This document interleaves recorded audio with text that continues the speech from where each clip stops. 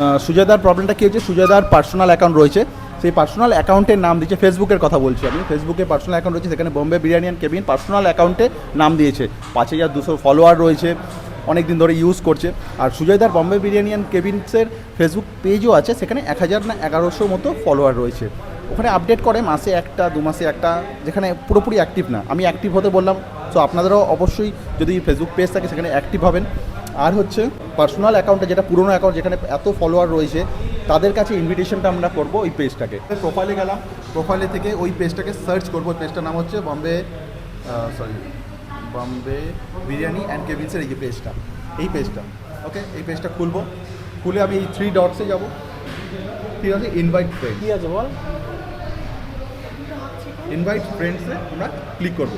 Invite ফ্রেন্ডসে যাওয়ার পর এতগুলো, এবার এখানে কি আমি কী করবো, সিলেক্ট অল করে দিলাম। এবার আমি সেন্ড ইনভিটেশন, মানে এখানে 4772 জনকে ইনভিটেশন করে দেওয়া হলো। সুজয়দা ডে বাই ডে দেখবে এটা আস্তে আস্তে বাড়ছে কি বাড়ছে। আবার যারা করলো না, আবার সেম জিনিসটা করতে হবে, আস্তে আস্তে বাড়বে। অবশ্যই রিভিউ কালেক্ট করবে। গুগল মাই বিজনেসে যেমন রিভিউটা ইম্পর্টেন্ট প্রত্যেকটা কাস্টমারের, যদি সম্ভব হয়। এবার রিভিউ কী হয়, রিভিউ অনেকের টাইম হয় না বা কাস্টমার চলে যাচ্ছে, লিঙ্কটা শেয়ার করে দেবো, রিভিউ ইভেন্ট পর্যন্ত লিখে দিয়ে দেবো, তারা শুধু পেস্ট করবে।